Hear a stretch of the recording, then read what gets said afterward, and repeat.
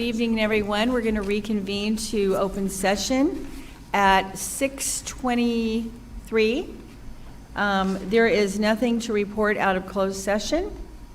We will stand for the Pledge of Allegiance. And Mrs. Colbeck, could you lead us?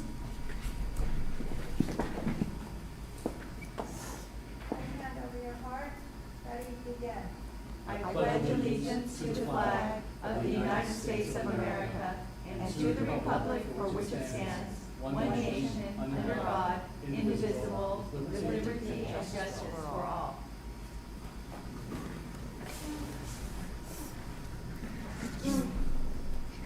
Thank you, Mrs. Colbeck. And now we're going to approve the agenda. Do I have a motion? I move to approve tonight's agenda. Thank you, Mrs. Urias. And a second? Second. Thank you. All in favor, say aye. Aye. All opposed, say nay. It carries 5-0. All right, now we're going to move on to item 4, staff reports. Dr. Cora, superintendent's report. Thank you, President Thompson.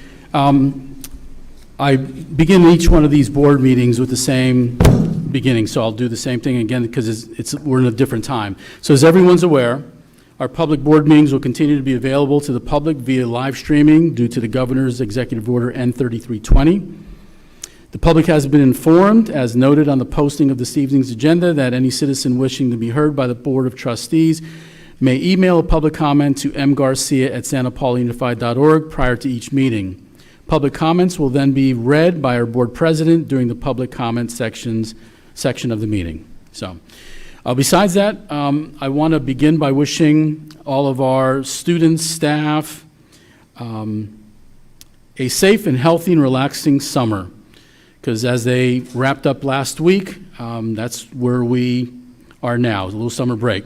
And speaking of last week, I'd like to commend Principal Liz Garcia, Principal Robin Gillette, Principal Ron Briggs, and their staffs for the wonderful job they did preparing, coordinating, and executing their high school graduation and middle school promotion drive-through ceremonies.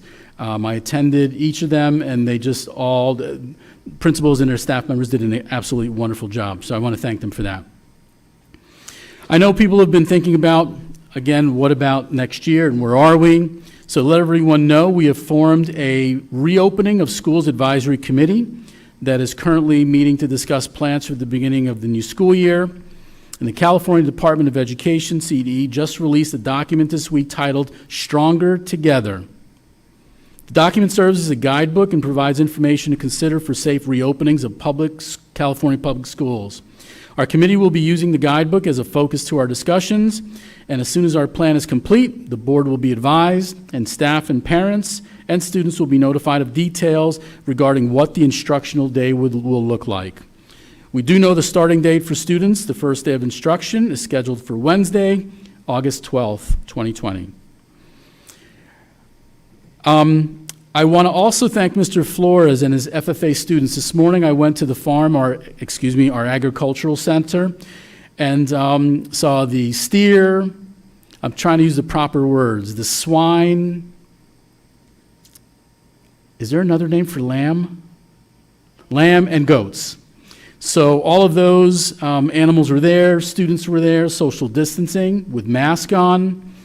I asked Mr. Flores if he can pull them all together so I could say a few words. We continue to stay socially distant from one another, and it was just a joy to see those students working with the animals. They're good at what they do. I had a lot of questions because I'm pretty much a city boy, and I'm still trying to learn some things about a farm and raising animals. So Mr. Flores did a wonderful job of sharing information with me.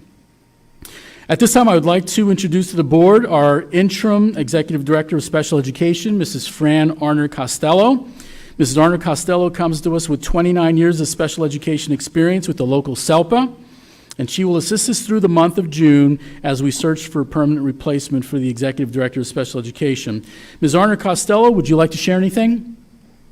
I just want to say good evening, and it's nice to meet everyone and how much I'm very much enjoying working in the district. I've worked in the County Office of Ed for my whole career, and it's a real pleasure to be in a more medium-sized organization.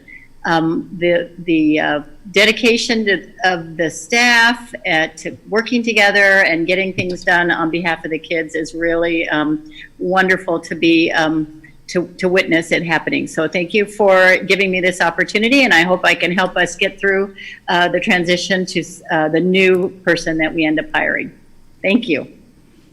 Ms. Arner Costello, welcome aboard, Thank you. even if it's for a short period of time.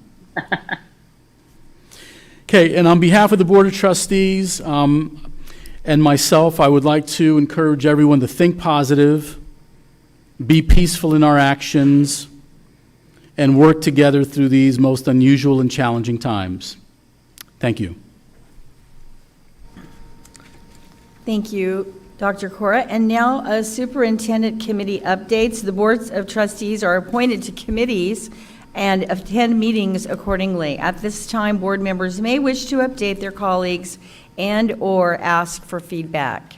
Mrs. Urias, do you have anything?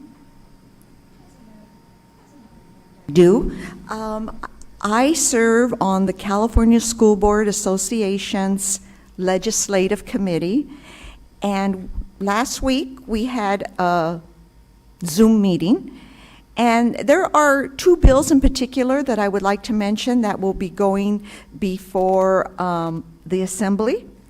One of them is called, the subject School Safety Emergency Response Team.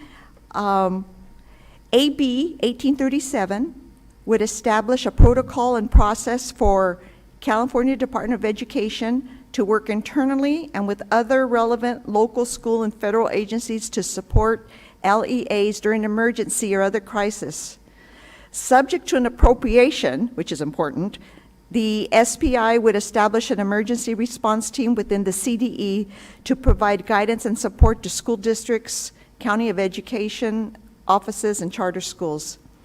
So I think this is really important because the COVID pandemic has laid bare many of the underlying challenges and equity issues within our public education system, including the reliance on free and reduced price meals, the need for professional development for teachers, and the impact of the digital divide for students with limited to no access on technology.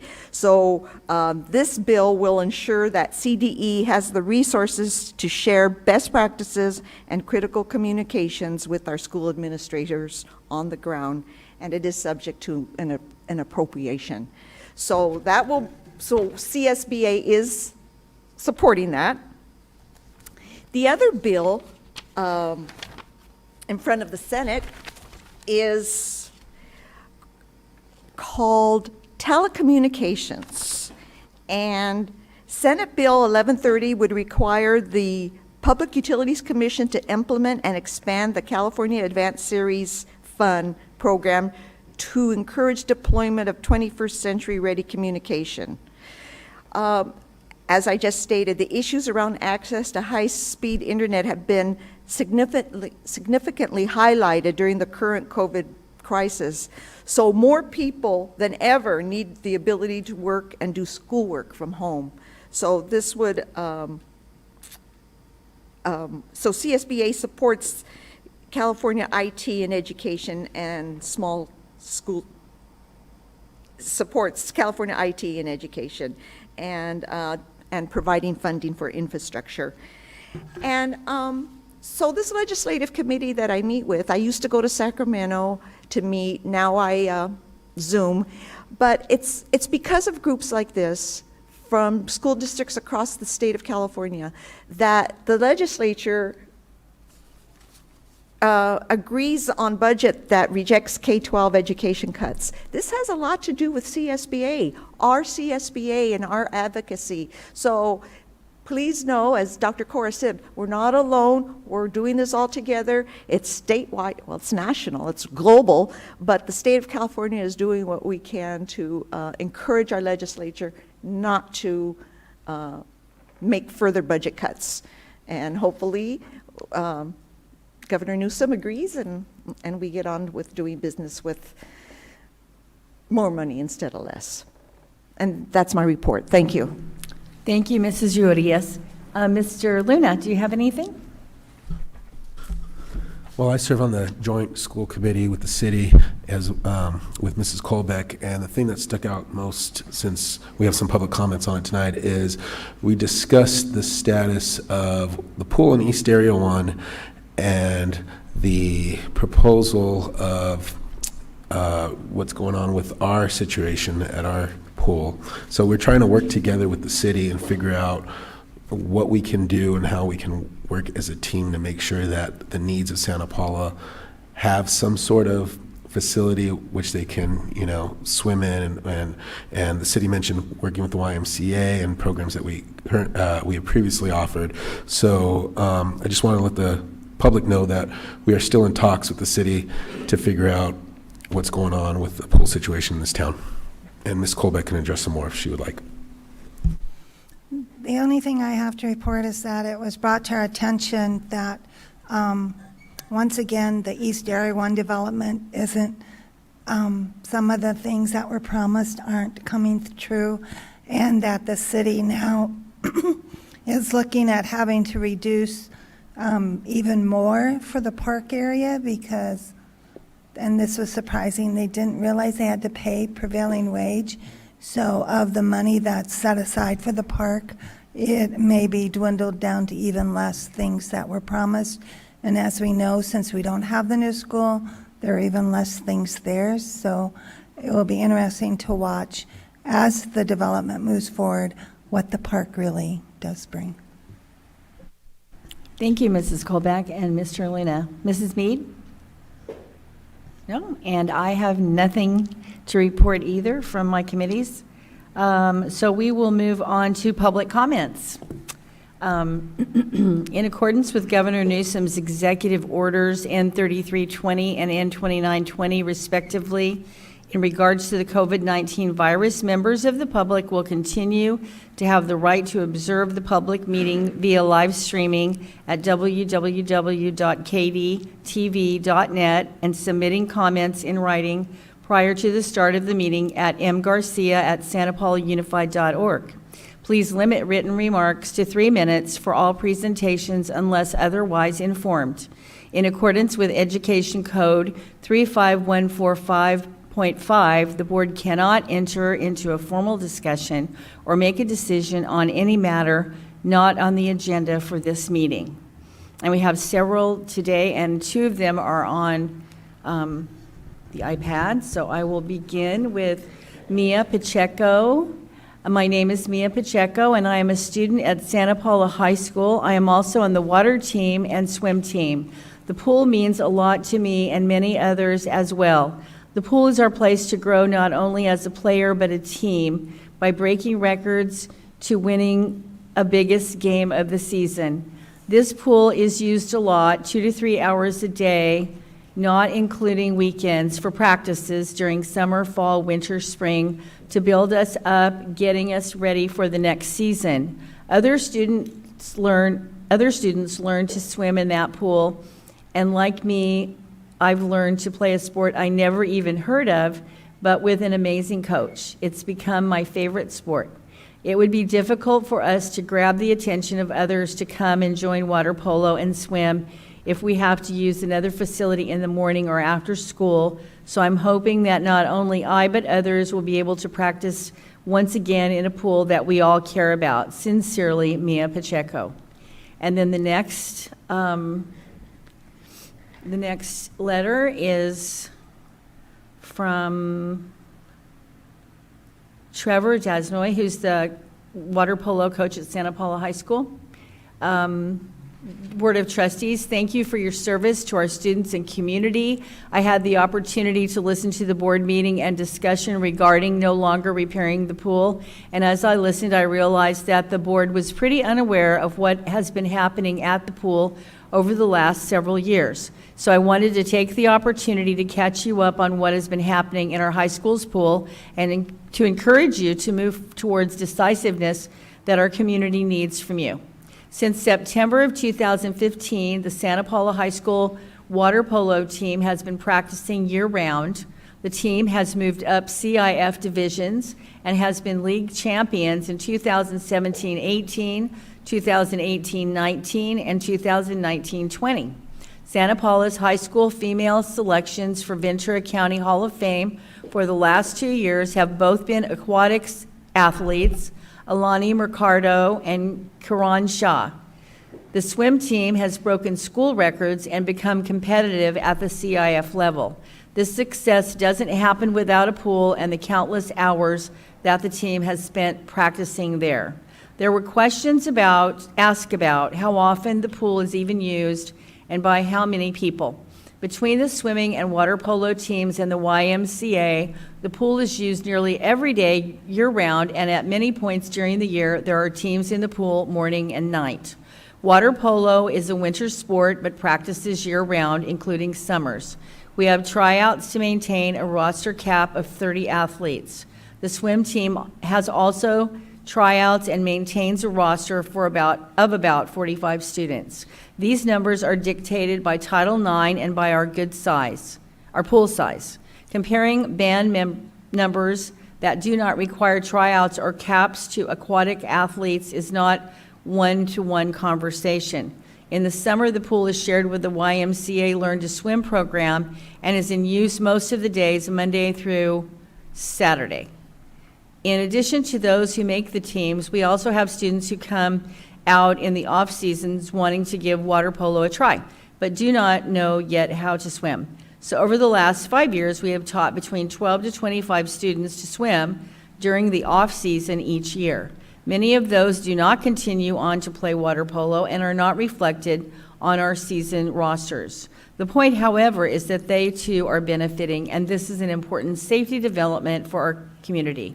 A huge percentage of our city has learned to swim in that pool, and I think you may want to be more aware that the community will not want to walk away from the pool as quickly and indecisively as the board is wishing. Beyond all of this, the pool teaches life lessons that make our athletes better students and more equipped people as they enter the world. Education is greatly enriched by athletics, and I have had the opportunity to watch a team of young women become family and strive to make the water team something their city, school, and families would be proud of. They have worked hard to build a foundation and healthy program that would benefit our city. I'd ask the board to help to continue to make Santa Paula High School the best school it can be for our students in our community. You have the opportunity and resources to make a great improvement that would be enjoyed for years to come by our athletic teams and by our community. I would respectfully like to encourage the board to move out of complacent indecisiveness that has existed regarding the pool. The pool has been a topic that the board has been afraid of for the last 5 years. The board was indecisive about whether to enter a partnership with East Area Developments. The board was indecisive while waiting for a superintendent. The board was indecisive 2 years ago when the health department threatened to shut us down due to needed upkeep and resurfacing. Now the board is using COVID-19 uncertainties to continue its pattern of indecisiveness. The pool is now in need of repair, replacement, or closing and needs your true focus and leadership. At some point, the board has to have the courage to make a decision, move forward, whether it is to build a new pool or close the pool. A decision allows us to move forward. The taxpayers have equipped you with bond money to make our schools better, be decisive, and make the improvements. Lastly, I would like to assure you that the taxpayers did not have COVID-19 Band-Aids in mind when they voted. You have an opportunity to improve our schools long-term. Please think and plan for the best long-term solutions for our students. Every school in the nation will be forced in the next few years to make COVID-19 adjustments. These will be hard, complicated, but using bond money for a short-term problem that will likely be funded federally is not wise. Please use the bond money for the long-term improvements to our school. Thank you for your service. Thank you for your time. Be safe, be well. Sincerely, Trevor Shadnois. Okay. Thank you, Mr. Cora. And now this is a letter from Ariana Martinez. Dear Santa Paula board members, I wanted to let you know how much swimming and water polo has meant to my family. It has instilled in my daughter Ariana Martinez a relentless pursuit to do her very best. My daughter couldn't even swim when she started her journey. The pool has meant so much to her and many others. Ariana graduated in 2018, but she still visits and occasionally helps out future water polo girls. My daughter was fortunate enough to break many records. That pool might not mean much to you, but means everything to us. The girls' water polo team made history there. In 2018, the girls' swim team were named Champ Leagues. Many went to CIF and dreams came true, all because of a pool. I urge you to reconsider and keep the pool open. Thank you, Jeanette Martinez. And this, let's see. I'm sorry. This is from Ariana Martinez. That was her mother. I apologize. Please do not shut down the pool. You will be making a mistake. The pool is a special place to be in and can change many people. Before being in the pool, I was a different person. I wanted to join a sport when I entered high school. I tried out for 3 different sports, including swim, and didn't get in. Besides the 2 other sports, I was really upset I didn't get into swim because swimming helped me get my mind off of stress and focus on each stroke I took. When water polo was introduced in my sophomore year, I thought it was a perfect way to still be in the pool and play a sport. My mindset was different too. I wanted to be good enough to get in. I didn't mind if I would be in JV. I didn't realize playing water polo would change me. After playing that first year, I wanted to be the best and make history in aquatic sports. I became 2-time first team for both sports in the pool, and the friendships I have made and them being second family to me. We supported one another, we competed with each other to make each other better, and we had fun together. I wasn't a good swimmer. Hell, I learned how to swim properly in this pool. If you take away this pool, you'll take away someone's opportunity to join or take a chance with swimming or water polo and could have experienced what I have. Give them a chance. Let the aquatic sports grow. You can't be afraid of possible failure in the programs in the future. Nobody knew how to play water polo in the first year. Now, in just 5 years of being established, they are back-to-back champions. Swim didn't claim first in the championship for over 10 years until my senior year, and after my year, they're still strong. Don't kill it for these terms. Don't be afraid of giving them a chance. Keep the pool. Make the right choice. And that's Ariana Martinez, class of 2018. This is from Carolina Martinez. Hello, school board. I hope you are all safe and well. I decided to reach out today because I am aware of what has been put on the table regarding Santa Paula High School pool facility. I understand that you're taking the decisions you think is best for the community, but if so, please don't take the pool away from us. The pool located here in Santa Paula at my high school has been the greatest influence in my life. I learned how to be a swimmer. Keep in mind that learning how to swim is definitely important. Every day, about 10 people die from unintentional drownings, and drowning is the 5th leading cause of unintentional deaths in the U.S. alone. The pool is open in the summer for our community to teach young kids and at low cost. My water polo trains in the pool every summer.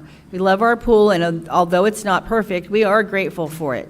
During summer, I wake up from 6 to 9 to voluntary swim and practice and train. I was not the only one. My teammates and others who were interested with proper clearance would join us and learn how to swim for free. Even if they didn't stick to the program, they did learn a new essential skill. As a water polo player, I have seen what this program can do with the perseverance of our pool. Water polo at our school was established in 2015 and has won 3 league championships. We owe it to our pool, to our coach, and to hard work we are all willing to put in. I am also a swimmer during the spring. I'm in that pool all year long, and I have learned what hard work, balance, and determination can do. Throughout the water polo seasons, I managed to keep a 4.0 and committed to water polo. I am part of many other activities, but nothing has shaped me to keep a healthy lifestyle and mindset like water polo has. I understand that water polo itself won't be canceled, but taking away our most precious access will have an impact on our team, on the community, and on the championship titles we have earned working hard in that pool. I also planned on breaking swim records during swim season, but it won't be possible without our pool at easy access. We tried in the spring of 2020, and I was willing to be committed, but our pool was very much missed, and then other leading factors made it difficult. I am a former band member. I have played the trombone 8 years of my life. I did band my freshman year, played jazz this year. Band is a great program, but it's not for everyone. Some have joined to avoid PE, some because they are passionate, others because it's a great way to spend time with your friends. I enjoy playing my instrument and being lead trombone player. If I have decided to depart, it has been because it was conflicting and limiting me to other activities I wanted to do. I have grown and developed and learned valuable lessons in the pool about character. I have family that still does not know how to and to swim, and even though our program has a limited amount of members, even the people willing to try out have learned to swim despite not continuing. I could go on and on about why the pool is important. I just felt that it was my duty to inform you all about the importance of our community school pool. Thank you for your time. Sincerely, Carolina Martinez, Santa Paula High School student and school athlete. The next letter is Esmeralda Gonzalez.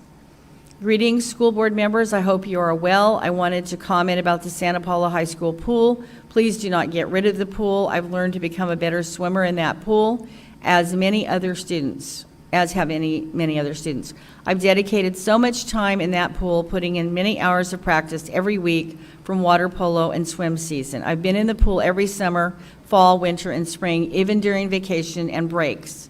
It's basically like a second home to me as well as to others. In the water polo season, we create a family bond. Even though we're a small group, we are all very dedicated. Our regular schedule during water polo season was from 3:30 to 6, and that's just during winter sports season. Plus, we have spring and summer conditioning. It's also the reason why my health has been better. I've gotten physically, mentally, and emotionally stronger, and I have never felt better, all due to being able to practice a sport in the pool, and I'm sure many have felt the same way. Even my cousins who have swam in that pool before felt that way. It's not fair to those who have beat the school's swim records or have been working towards it, and the girls' water team that we have now won 3 championships in a row when the sport barely started in Santa Paula High School 5 years ago. Also, please consider reconstructing the pool. The girls' water polo have lost opportunities to have playoffs at home because of the structure of the pool. You're not just taking away the pool, but a huge chunk of our lives and our best high school experience. Again, please do not get rid of the pool, and also have the pool be reconstructed. Sincerely, Esmeralda Gonzalez. And the next letter is from Jeanette Ortega. Hello, Dr. Cora, members of the board. I once again am asking for a response as to why SROs are not required to respond to appropriate actions. I also want to know how the SROs are chosen and screened to be in these positions. I urge you to have the Santa Paula Unified School District lawyer contact my lawyer to proceed with this meeting we have been waiting for. And last, I think I read that one already. Okay.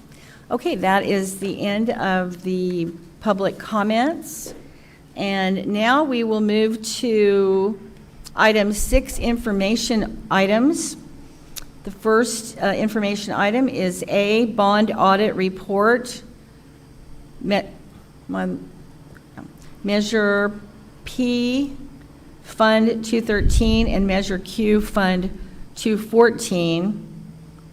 Mr. Peter Glenn of Nigro and Nigro will present the bond audit report on Measure P and Measure Q for the 2018-2019 fiscal year.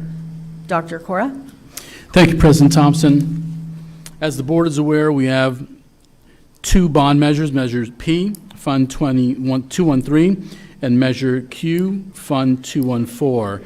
And just like any other funding that we have, there need to be audits completed. So at this time, I'm going to turn it over to our Assistant Superintendent, Ms. Sherry Stachewski, who will present our auditor with their information. Ms. Stachewski? Good evening, board. We actually have Peter Glenn from Nigro on the Zoom conference call, so I will go ahead and let him take over and do a review of the audit. Good evening, everyone. Thank you for having me via Zoom this evening to go over the results of the bond audit, measures Q and P. So I'll just briefly go over the overview. As we look at an audit, we're looking at 2 basic objectives: to provide reasonable assurance, obtain sufficient audit evidence, to express an opinion and on the financial statements, and also to conduct performance procedures on the audit to make sure that the funds were spent in compliance with the K through 12 State Audit Guide Appendix A.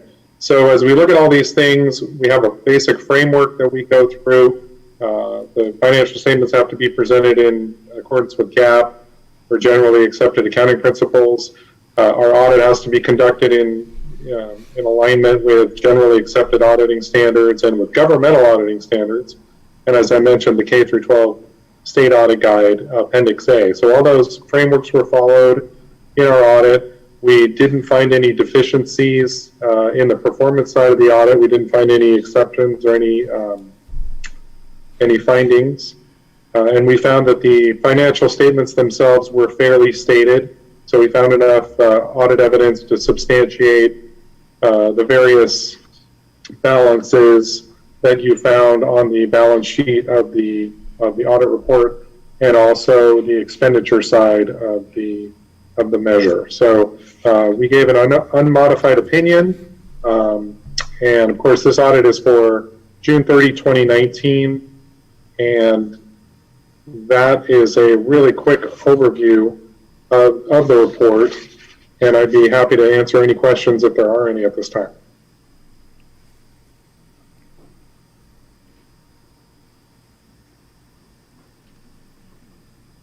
Good. Mr. Glenn, I think you are completed. Yeah, we'd like to, before I leave, I'd just like to thank Business Services, Sherry and Lori, for their assistance in providing all the information, and her whole team providing all the information that we needed to conduct our audit effectively.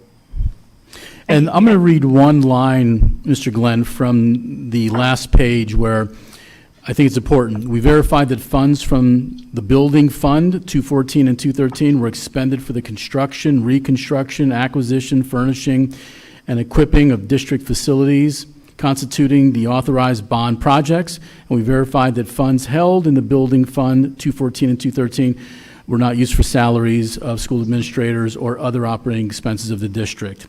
There's a lot of other items in there, but that's kind of the bottom line, that the money that we have is being used for what it was intended for. Thank you, Mr. Glenn. Correct. You're very welcome. Have a good evening. Thank you.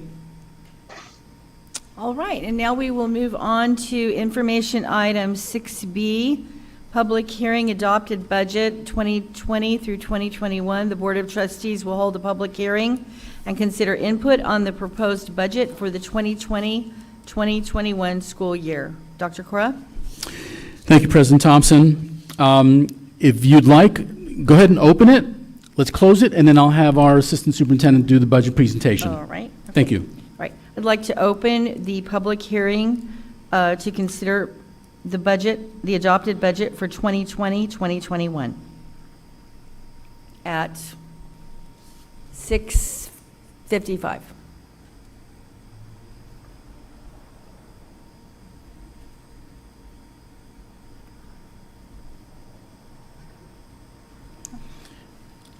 And we have no public comments for the public hearing. Okay. Close it. Okay, the public hearing for the adopted budget 2020-2021 is closed at 6:56. Okay, thank you, President Thompson. At this time, after the public hearing, opening it up and having no comments, Ms. Stashevsky, our Assistant Superintendent, will cover a presentation covering the budget that we will be bringing back next week for adoption. I don't want to steal any of the words that Ms. Stashevsky may say, so I'm going to turn it over to her. And I will say one thing, that for the public who may not know, the May revise from the governor was put out middle of May. And from that May revise is where the budget is being proposed. So, Ms. Stashevsky, I'm going to turn it over to you. And if there's any questions, we'll take the questions from the board, whether in between or at the end. Ms. Stashevsky. Okay. Good evening, board again. I think I should start by saying I've done a number of budgets in my professional career, And I've been through good times and bad times, but when we say unprecedented, I really believe that we are in unprecedented times. Not only are we facing a financial crisis, but alongside a health pandemic, which has closed our school sites and asked us to provide instruction and our services in a whole new manner. That's new to us, and the future is, at least the near future, is a little uncertain. So I think the most I can say right now is, again, as Dr. Cora pointed out, when you do the adopted budget, you utilize the May revision, which is put out by the governor in May. And then in June, after you've probably adopted your district's budget, the state adopts theirs. And hopefully there's not much discrepancy between the May revision and the actual June adopted budget by the state. I'm sure everyone's hearing the news that there's a lot of dissent between the legislature and the governor's proposal. And I think, probably the biggest difference or perspective that this is hinging on is governor's proposing a 10% LCFF reduction and a slew of other categorical cuts and some deferrals. The way the legislature let me back up. A 10% cut contingent on federal funding. If federal funding comes in at certain amounts, that would reduce the cuts that are necessary to the LCFF. Excuse me. On the flip side, legislature would like to take the opposite approach, where they would like to have minimal cuts to districts, bank on federal funding and stimulus packages to our state and our schools. And if those don't materialize, to increase the amount of deferrals that would be necessary to move the states through this next fiscal year. So those are kind of the two schools of thought. Most likely there'll be some compromise at the end, and it'll be somewhere maybe in the middle. But again, we need to create our adopted budget based off of the May revision. It's almost certain it will be different, which means there will be, probably in the next few months, we'll be coming back with another revision to our adopted budget. This could happen before our first interim, which is typically the first opportunity that we take to make revisions to our adopted budget, depending on how significantly different the state budget turns out to be and the impact it will have on our budget and the decisions we need to make as a district. So that's kind of just a prelude into our presentation. So tonight we're going to be looking at our adopted budget for the 2021 school year. And again, it will be available, it will be coming to the board on the 17th for adoption. Here we go. Okay. So tonight we're going to look at the assumptions that are incorporated into the adopted budget. We're going to look side by side the estimated actuals in the adopted budget. The estimated actuals are the revisions to the current year budget and how we anticipate ending on 6/30 alongside the adopted budget. We'll then take a look at our multi-year projection, which would be the adopted budget plus 2 additional years. And then based off of recent requirements for our adopted budget, we are required to disclose the components and vending fund balance and why we might have certain commitments or assignments in those fund balances, and then open it up to the board for any additional questions. Okay, so right here we have our 3 years worth of assumptions. We're going to start with our enrollment. We anticipate next year, based off of historical trends, about a 2% decline, also taking into account the size of cohorts leaving in 12th grade and the size of cohorts we're having coming in at kinder. So we're anticipating next year to be at about 5,036. The next year will drop down to 4,896. And the following year, 2022-23, we'd be at just shy of 4,700 students. Next, we have our actuals versus our funded ADA. And since we're declining enrollment, the state affords us the higher of the current or prior year. So when you're a declining enrollment district, you typically get your prior year's ADA. So you can see that our actual estimated ADA for next year is just shy of 4,800, but we should be funded at 4,889.49. And you can see that trend moving forward, that the actual next year will be the funded the following year, and the actual then following year will be the funded in the subsequent year. Right here is our COLA. We would really like to see a positive number there, but based off of the May revision proposal, there really is a 2.31 COLA proposed for next year with a 10% reduction to that. The net impact to our LCFF revenue is a negative 7.92%. And in the out years at this time, we hope we're being conservative and responsible by incorporating no COLA into the out years. So we'll take a large reduction this adopted budget year and stay flat. You will see a decline in revenue because we have a decline in enrollment. So the less students we have, the less dollars we will receive, especially with no COLA to kind of offset that reduction. Next, we have our lottery. We do receive unrestricted and restricted lottery funds. We receive $153 is the estimate for unrestricted and $54 for restricted. And those are, per the School Services Dartboard, we're estimating flat funding all years. Utilities, average increase is about 5%. We're going to have some fluctuation right now because obviously we are not utilizing our facilities. So we are taking the opportunity to try and save in every area that we can as far as water and electricity. So hopefully we're going to materialize some savings, but as soon as school resumes in a traditional sense, I anticipate those utilities to spike back up to a normal cost. And then again, as we continue to improve our facilities and incorporate air conditioning units at all the classrooms, that will also have an impact on utilities year over year. Last three assumptions are our staffing ratios, our staffing FTEs. We have our certificated. We're looking at 281.1 FTEs next year. Based off of the decline in enrollment in a 30-to-1 ratio, we will be declining or proposing to decline 4 FTEs in 21-22 and 6 additional FTEs in 22-23. And then you can see we have flat on our other staffing. That's not saying that we wouldn't make reductions. It just isn't as easy as saying if we have 30 less students, we need 1 less classroom teacher. So as those reductions are identified, those would be incorporated into our assumptions as well. Can everybody see the red pointer? Hopefully, is that helping? Yes, we can. Okay. Okay, so here we have our estimated actuals again for the current year, and we have the adopted budget for next year. And I'll just point to we have a shift here. Okay.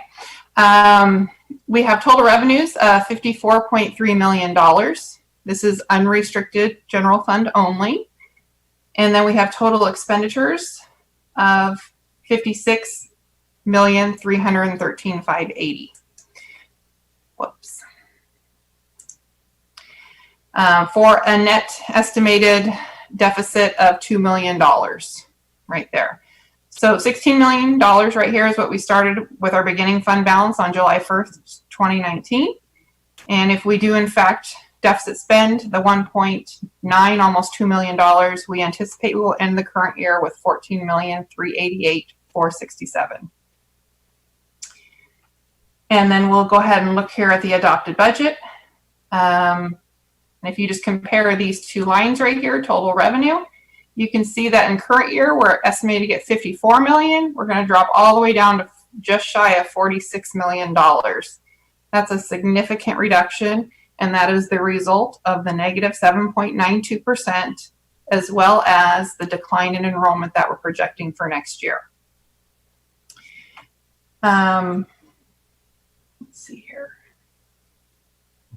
I think there have been some questions possibly about what contributions are.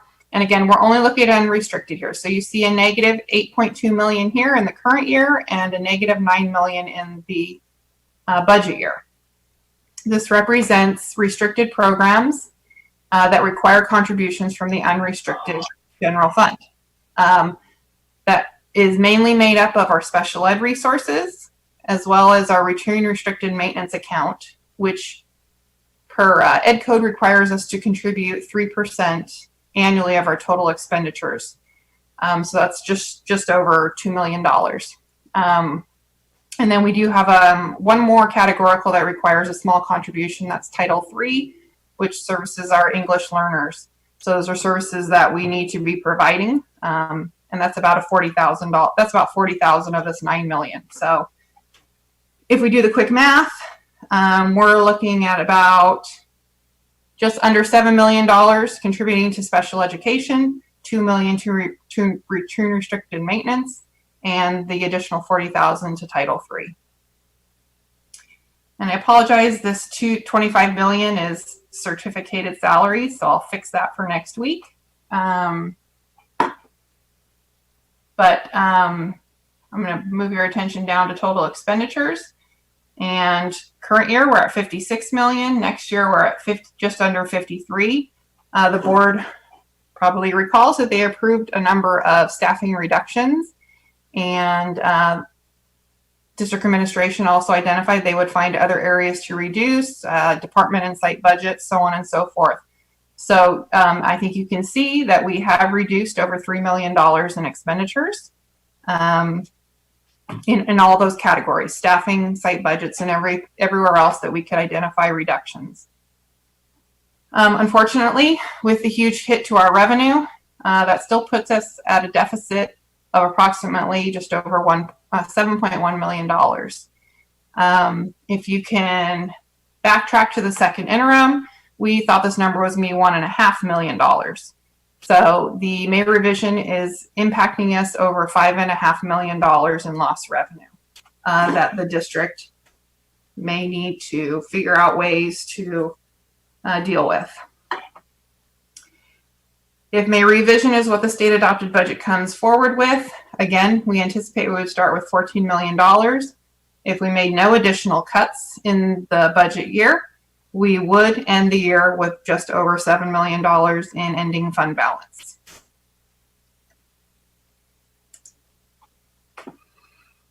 Okay, so here's our multi-year projection. Again, we've looked briefly at the adopted budget, and then we have to add 2 subsequent years per AB 1200 language. So again, I mentioned that we're going to take a huge hit in 2021. You can see that bumped us down to the 45 million. And we're estimating no COLA in 21-22, but we are declining enrollment. So we're going from 45 million to 44 million to 42 million based off of our current enrollment projections, which is just a continuous dive on revenues, which is going to require careful attention to our expenditures. We have our total salaries, we have our benefits, books and supplies. You can see that in the budget year, we're only at almost 8 million, and we're going to jump up to 2.5 million. That's because in this year, we're anticipating a full $900,000 textbook adoption, and that to continue into the next year at the same amount. Bear in mind, at the last recession, you know, when money's tight, a lot of things kind of take a back seat and need to be held off on doing for a while. So I fully anticipate, if this is the outlook for the next few years, that the state will come out with some provisions that will delay the need to adopt the next few adoptions, kind of push it out into the future so that we can stabilize the district financially. So if that is the case, we would obviously back that out of the multi-year projection and not include it until a year that we know that we need to make our next adoption. So I just want the board to be clear that this is some wiggle room right here. Then we've got our services. It's pretty consistent over the years. It's just being increased for utility increases. Capital outlay, this is infrastructure that's incorporated into the LCAP currently for technology infrastructure if it's necessary for servers and other type of equipment to support our technology. And if we are going towards distance learning, we become more and more dependent on our infrastructure and our equipment. Out here is other outgo. This mainly makes up our excess costs or our students that are served through the county program for special education. It's a number of items. It's the services that are provided at the county. It's tuition to some of the programs. It's transportation. And it's also a transfer of our LCF revenue for the students that are serviced by the county, but the district receives the funds from the state from them. Before that used to be an off the top when we were in the revenue limit world. And it would go directly to County Office of Education. Now that we have LCFF, it comes to the district, and the district needs to funnel or pass through those funds to the county. So that's what these numbers, represent. The 2 million, 2.5 million. And then we have our indirect. Our rate is going up slightly next year, and of course our special education costs are going up, which are in the restricted, which generate additional indirect costs for the unrestricted general fund. This next item transfers out. We haven't probably seen this maybe in a number of years, but there's a $190,000 expense here, and that is what we estimate the Child Nutrition Services Fund to need from the general fund next year, unless reductions are made or revenues come in over what we anticipated. Again, we don't really know what school's going to look like next year.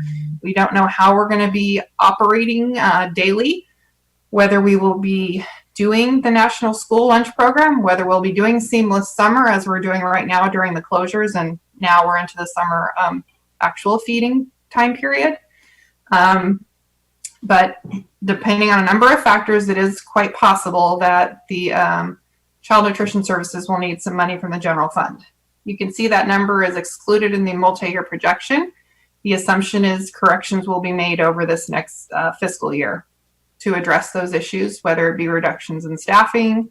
As we know, we're 80+% people, so that's probably where we're going to have to make some reductions because the cost of food is somewhat out of our control, and the requirements on the type of food and the parameters are very strict through the federal government. Next, we have other adjustments. No adjustments in the budget year. All the reductions in positions have already been included up here in the certificated, classified, and the employee benefit portions. But you can see that, I'll stick with adopted budget column. So that brings us to, again, the $53 million in expenditures and the $7 million in deficit spending. Below here we have, of that 7.2 that we anticipate ending the year with, this is how it will be broken up. So we have our non-spendables, which is our revolving cash account, $6,640. We have assignments, which will be on the next slide, a breakdown of that 1.5 million.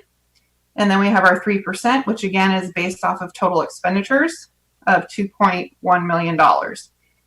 Take that minus the 6,000, the 1.5, and the 2 million, and you have 3.5 million unappropriated or unassigned, they call it. So then we go to the first subsequent year. And again, so we're estimating 44 million in revenue. And here we have a negative 7 million. In order to maintain a minimum 3% plus our other required assignments that we have identified, by the 21-22 school year, we will need to reduce $7 million in expenditures to drop us down to $47 million in expenditures, which still means we're deficit spending. So that's a bare minimum reduction, which then would bring us down to $4.5 million in fund balance, broken up in these 4 categories. And that pushes us to the next year, where again, if we continue to decline in enrollment and we don't receive any COLA adjustments, we would be at about just shy of 43 million in revenue. And here you see this negative 11. What I need to explain right now is it's not 7 plus 11, it's 7 plus 4. So because we haven't identified the expenses in 21-22 and we've just done a lump sum adjustment here in the multi-year projection, it treats it like a one-time reduction. So I have to add it back in again in the next year, plus whatever additional reductions we need to make. So what this 11 really represents is an additional $4 million in the 22-23 school year. If we make those reductions, again, we'd still be deficit spending, and we would potentially end that year with $3.5 million, which is just enough to make our revolving cash, our other assignments, and our economic uncertainty, and leave us with $75,000. If you just compare it to the last slide, that's going from ending this year at $14 million to just 3 years later being at $75,000. This is just stress the impact that these immediate and deep cuts would have on the district. I think I'm going to rewind again to the second interim, that we had a 2-year plan on reductions before all of this occurred. And again, we had identified $3 million for the budget year, and we were going to find another $2.5 million for the 21-22 school year, which was going to essentially bring us to a balanced budget. That number has drastically increased if this is in fact the near future that we have to look forward to.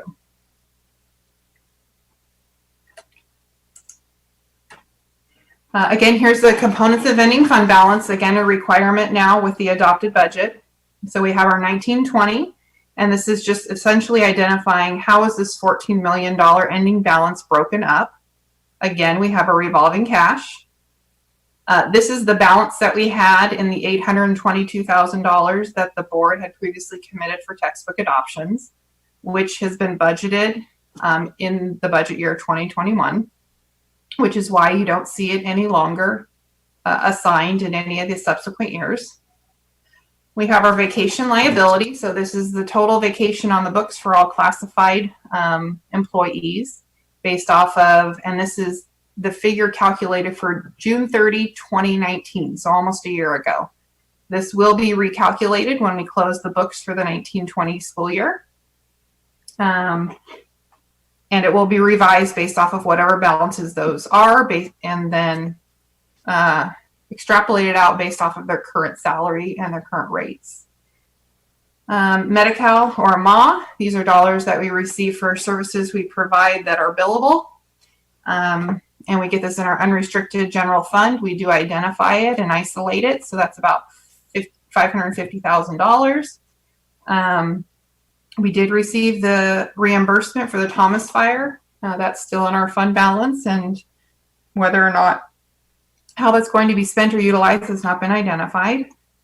And then we have a number of other items in our unrestricted general fund that are accumulating balances. Again, these are unrestricted funds and can be utilized for different purposes if the board so desires, or if it becomes necessary based off of the financial situation. So there's $51,755.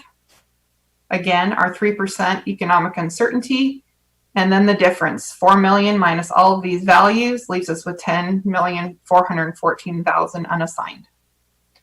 And you can see it just moves forward each year, letting you know how those ending fund balances are distributed. That brings me to the end of my presentation, and I'll open it up to questions from the board.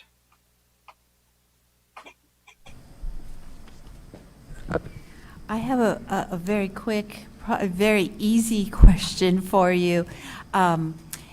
There's been some questions out in the community of how exactly the projections of ADA were going into declining enrollment. You just said historical trends, but how do we get those historical trends? Well, we have a number of ways. One, we work with Decision Insight, who does statistical analysis. They, as well as pulling birth rates and doing all types of investigation into our particular population and our trends. So that's a lot more complicated way of looking at it. And, we get their annual reports and their projections. And then we look at that alongside, again, the simple math of taking historical enrollment by grade and in total, year over year. So I've taken 5 years of history, and I've taken the average change in our situation. It's a decline, and I extrapolate that out into future years. We're also looking at, again, the fact that we have smaller cohorts entering the district and larger cohorts leaving the district. So what that means is over time, we're going to go from classes in the 400s to classes in the 300s. And when you're talking about a TK-12 school district, that's a significant impact as we lose those 400s. Over time, that's 1,300 students less, just because you lose 100 students every year as you start kindergarten. Thank you. So, sure.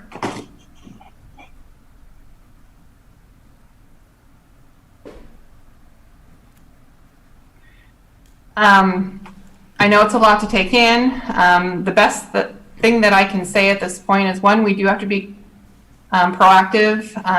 We have a lot of decisions for next year, and those decisions are in and of themselves going to impact revisions that are necessary to the budget. How are we going to deliver instruction? Are there additional costs associated with that? What does that look like? Incorporating that into our budget, as well as what's the adopted budget from the state. And I wouldn't be terribly surprised, and I fully anticipate that we will get a June budget from the state, but I also anticipate we will get a revision to that budget not long after. Just like school districts, we're on the same fiscal year where we do the same processes. So just like the school district doesn't close their books till August, September, neither does the state. So they are anticipating how revenues look for this current year. They've extended the receipt of taxes, so they don't really know what their receipts are through June yet. And coupled with that, they're making huge estimates as to what this recession right now, how it will impact receipts for the following year, because taxes that we're supposed to receive this year weren't for this year, they were for last year. And so we're really experiencing the issues in the current year, which is going to impact tax revenues for next year. So there's a lot of uncertainty at the state level, which causes a lot of uncertainty at the district level. I had one more quick question for you. Could you explain to all of us that are listening how the deferred payments work and what's been historically done in the past with deferred payments? Okay. I don't know how much history you want me to go into, but I would say 15, about maybe 15 years ago, the state came up with the first idea that they could adjust. It's an accounting issue, and it's really a practice that is frowned upon in accounting, but the state decided, since they give us money on a monthly basis, most districts are on what's called a 559 schedule. We get 5% of our money in July, 5% in August, and 9% the last 10 months of the fiscal year through June.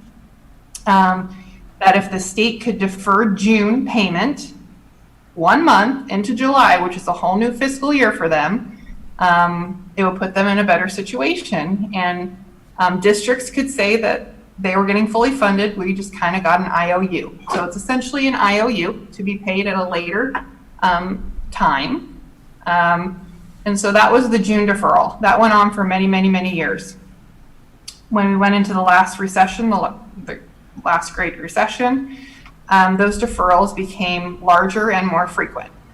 So we went from just having one deferral from June to July to having more intra and inter-year deferrals. So for example, it got very complicated. To the fact that I think almost 20% of our revenue was pushed to another year. And some of our revenue within the year was pushed to distant, where salaries and benefits on a monthly basis. So we don't have highs and lows of when we need revenue. We need it consistently throughout the year. So deferrals are very difficult. We the tighter you are with your reserves means the less cash you have on hand. So a good thing in Santa Paula's court right now is we do have a nice reserve, which is equating to having cash on hand so that we can withstand some of the deferrals right now, that we are not going to have to borrow money yet. I did do cash flow projections for next year, and part of the May revision is to defer the last 3 months apportionments to the next year. They didn't even identify when the next year, so we don't have that information. But if that in fact does occur, and if no additional reductions are made to the adopted budget, and we do in fact deficit 7 million, we will actually run out of cash by June and need to borrow money. And typically borrowing money is not free. So that is the way that the state wants to solve some of these problems. And it essentially becomes a district issue and a cash flow issue for the district. Again, which is typically not free. And you need to be very strategic and then be watching your cash daily and possibly holding off payments or getting really creative. So it is an issue. And it was a great relief when they were finally all gone, and now they're coming back.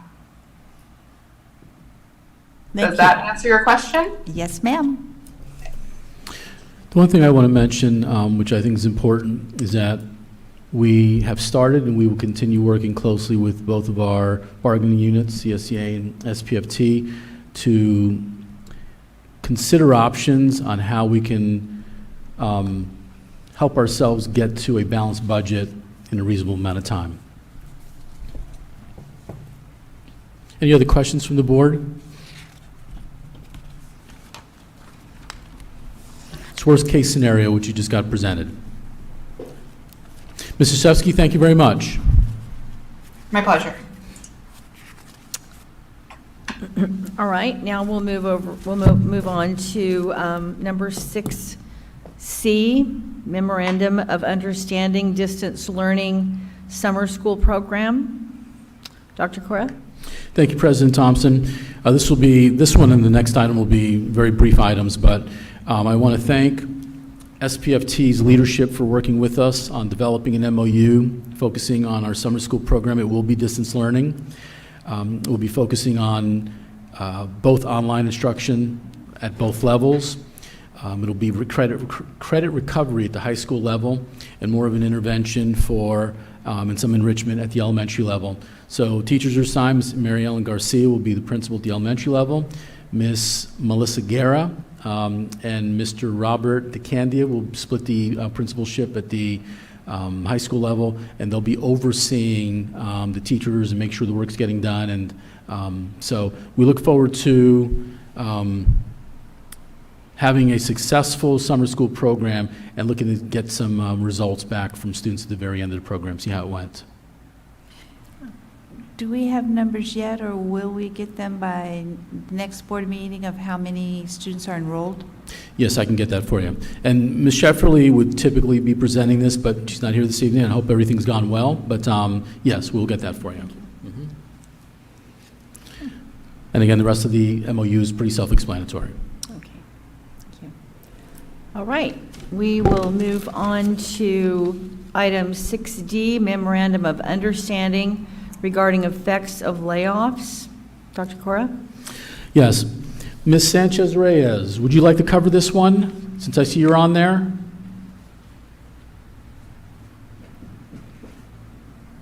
She's on there. I'll take it for her. So I'm going to thank this one. I'm going to thank CSEA for their work with us, working closely.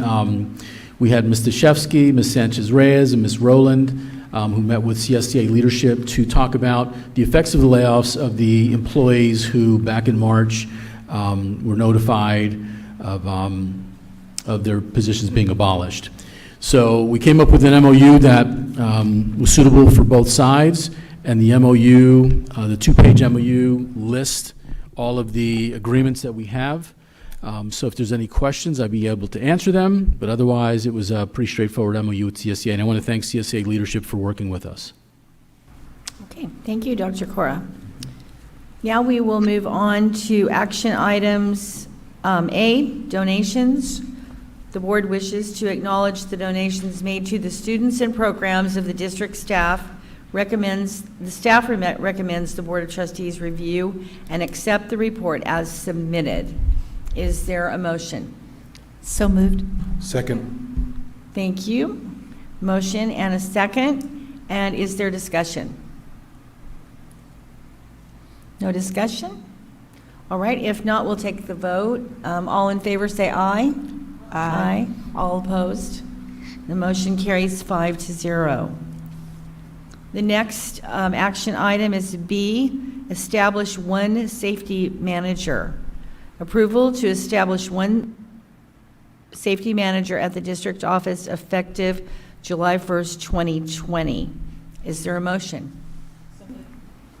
And a second? Second. Thank you. And is there discussion?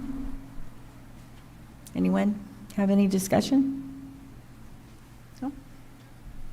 Okay, let's take the vote. All in favor, say aye. Aye. All opposed? And the motion carries 5-0. Action item C, award of construction contract for the Santa Paula High School portico repairs project. The Board of Trustees will consider awarding a construction contract for the Santa Paula High School portico repairs project. Is there a motion? Move to approve. Second? Second. Thank you. And discussion? Any discussion? All right, we'll take a vote. All in favor, say aye. Aye. Aye. All opposed, say nay. And the motion carries 5-0. Action item D, Resolution 2019-2020-21, resolution regarding the 2021 Education Protection Account approval of the 2021 Education Protection Account and use of funds. Is there a motion? Thank you. And a second? Second. All right. And is there any discussion? All right. Let's take a vote. All in favor, say aye. Aye. Aye. All opposed? And the motion carries 5-0. And the last action item is, oh, that was it. I'm sorry. That was the last action item. All right, now we're going to move to the consent calendar. Action item, consent items are considered routine and will be enacted by a single motion. None of the items will be discussed unless a board member requests discussion prior to the vote of the motion to adopt the consent calendar. Is there a motion? I'd like to pull item F. I'm sorry? I'd like to pull item F. F? Okay. So I'll move to approve A, B, C, D, E, and G. Thank you, Mrs. Colbeck. Is there a second? Second. Thank you, Mr. Luna. Discussion? Okay, let's take the motion, the vote. All in favor, say aye to approve 8A through E and G. Aye. Aye. Sorry. I'm sorry. And no nays. So it passes 5-0. Mrs. Colbeck? I move to approve F. All right. All right. Any discussion? When we move forward with these contracts, are they purchase orders? Are we able to, none of these contracts have to be, what I want to say, paid unless we use them, because as we move forward, we're anticipating full funding, full this, full that, but some of these contracts that are starting to appear on consent calendar just seem like automatic rollovers, and as we move forward, priority setting may have to not do these. So I'm just questioning how the contracts are actually worded. Do we only pay them if we use them? And I'm going to answer part of that, and then I'll turn it over to Mr. Sefsky with part of an answer as well. And Each contract can be different, and most contracts typically are different. A lot of contracts are typically you pay as you use them. Mr. Shevsky, can you add anything to that question? Sure. Yeah, so as Dr. Cora mentioned, yes, some contracts are different. Some you're saying I'm going to pay $50,000, you're on retainer, and the service is the service. The ones that are on the contracts list tonight, for example, for ABC Learning, Mrs. Aguirre, prior to her departure, based off of the number of students we are aware of with preschool aged children, infants to preschool age, were identified, and that's basically the number of the potential students times the rate that's been provided by ABC. So in that particular instance, as long as we hold a spot, we are subject to paying those fees. So at the point that we hold a spot, whether the student shows up or not, we are responsible for paying. I'm pretty sure that the Fresno County Office of Ed Cyber High is based off of usage, so the number of sections that are utilized for that particular service, that's how we're paid. The same thing with 360 Degree, again, that's services rendered. And then City of Santa Paula for the crossing guards, again, services rendered. So most of ours are based off of services rendered. We do bring to the board a value that we anticipate for the full year so that we can encumber those funds and create a purchase order to pay against. Okay, so I would suggest that as we move forward, getting a handle on our budget, because we don't see what the contracts say, I would caution the district to have any contract brought on consent calendar that is, guaranteeing any kind of payment, because we don't know what we're going to be using. And so I'm just looking ahead. It has nothing to do with any of these particular contracts, but I'm concerned with us tying ourselves into things that later we find out that we cannot offer. So it's a caution, and it's only because, again, we don't see the contracts, and we're not supposed to micromanage, but in this time of real budget, when we see that we're almost $9 million in 3 years deficit spending, it is the board's role to monitor the budget. So that's just what I would suggest, that contracts that come on consent should all at least be those that are paid when services are rendered. Now, I understand the ABC, while we have to hold a space because of enrollment, it's another type of school. What other contracts do we have where we have to guarantee an amount? Is there a huge percentage of them, or what other types are we held to an exact amount, not services rendered? Another one that could fall under that category to a degree is our transportation contracts. If, for example, a student doesn't show up for the day, we still pay for the seat on the bus because it's attached to a route. But other than that, I don't think we have many other examples like that. Most of them would be, for example, we're identifying so many licenses because that's how many we need. And then the other ones, pay as we go, would be identifying services and invoice us as services are rendered.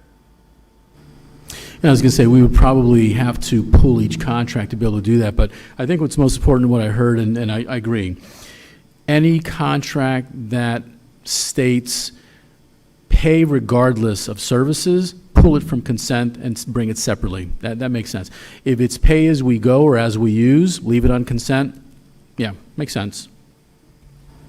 Good point. All right. Thank you for that. And now we'll take the vote for 8F. All in favor, say aye. Aye. All opposed? And that carries 5-0. Thank you. All right, now we have arrived at board member comments and requests. We'll start with Mrs. Urias. I had 3 things today. One of them is an article in the Los Angeles Times about farm workers paid low wages fear coronavirus spread in crowded housing. There was this is centered in Salinas County, but I mention it because Santa Paula of farm workers, and social distancing is challenging, if not impossible, in our farm worker homes. The lack of affordable housing means that families are crammed into homes, and their families are sharing bathrooms, living rooms, kitchens, and not only at work, but at home. So our farm worker families feel pressure not only at home, but in the workplace, just by nature of their work and the wages they make. So I just bring this up because of our community is similar to Monterey County community, and how difficult social distancing is for these families, and it transfers over to their educational setting, where multiple kids have to share one computer. They have to share their space. There's a noise factor, the heat factor. It's a tremendous burden. And I know I'm speaking to all of you who know this already, but I just think it's important to mention how farm worker housing continues to be a problem, and that we're all in this together because it affects their education and it affects what we're trying to do. It affects the workplace, education, and the home. Also, I wanted to welcome Fran Arner Costello. I've been a board member for many years now, so her name brought a smile to my face when Dr. Cora mentioned she was going to be our interim special ed director. There's probably no one else who knows more than special ed than Ms. Arner Costello. So I'm very, very pleased to welcome her to our district, even on an interim basis. And this board, once we make a decision, I don't really like to go back and revisit the decision. So I'd like to, but in this instance, I was wondering if Dr. Cora would like to speak with each board member individually and see if there was any interest in bringing back the pool issue. If not, that's fine, we made a decision, but in light of the comments that we got, I'm wondering whether there might be some reconsideration. I think that it's fine that East Area 1 is trying to get a pool, but East Area 1 is East Area 1. It's not centrally located. It doesn't help the local kids who use our pool every summer, and all the students and everybody else who use the pool during the year.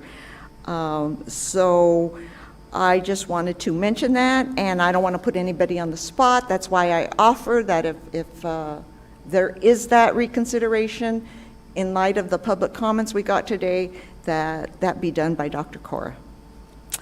And thank you very much. That's it for me today. Yes. Mr. Luna? Yes. Dr. Cora, this just came up in regards to what I was thinking about in regards to distance learning. Do we have a end of the year survey that can go out to parents talking about how district learning went for them? Just so we can get an idea. I've heard a lot of parents talk about that it's not working, but I would like to see how we can foster a better culture within our community and just get some feedback. I want to know how parents are dealing with it. So to answer the question, at Friday's reopening of schools advisory committee, one of the agenda items is to preview some surveys that we have. The surveys are looking more for moving forward. However, we're looking at it, so it's not a done deal. So we can take a look at it and see where in the survey can we add, how was it? So looking forward, how was it? And then again, looking forward, what are your thoughts as parents? We're trying to keep them short, sweet, to the point. Some districts have already put them out. So we're looking at some samples to develop our own. So, yeah, great question. Thank you. Thank you. Mrs. Colbeck. I want to congratulate all the graduates who participated in the drive-through. I was unable to attend, but I saw the videos and it was well received. I hope that we're able to have a modified graduation in July, but as all things, we wait for the next round of page after page of instructions. So anyway, congratulations to the families. Also, as officially the schools will be closing and parents shift into the summer, it's going to be a very odd summer because children are still not allowed to do what they do best, which is play with others. So hopefully we're able to lead the way in helping them continue with some counseling, some being available. Sometimes we're their only line of defense, even though they're not on a regular basis with our teachers. So hopefully we're there. And also, just to remind the public that Food Share is coming to us weekly, and we are one of the, with our low population compared to other cities, we have one of the highest number of Food Share participants. So if you have money or if you have goods, please contact Food Share to either volunteer or donate goods, because it is coming straight to our families in Santa Paula. Thank you. Thank you, Mrs. Colbeck. Mrs. Mead. I just wanted to congratulate all the graduates and promoters also. It was my honor to go. I thought I was just going to stand there and cheer as all the cars went by at the high school. It was amazing, the job that the high school did to organize and to get it videoed. It was fun. It was so much fun to be there. I stood by Dr. Cora, and I know that one of his favorite things to do is to talk to students and parents. And because of the way the cars lined up, after he talked to them, they came by me and still had to wait. I got the opportunity to talk to them too, which I did not expect.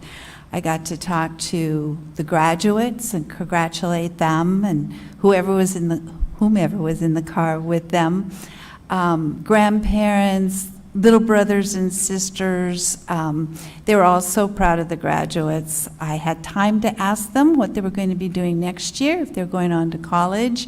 It just gave me the chills of where our graduates are going, their expectations, to look at their faces and how excited they were, how everybody in the cars, they were just so happy. It was a thrill to be there. I left. I missed 3 hours of it, but the 9 hours I was there, it was one of the best experiences I had all year. It was truly amazing, and I felt honored to be able to talk to them all, which I would not have been able to do at a regular graduation. So it made me happy.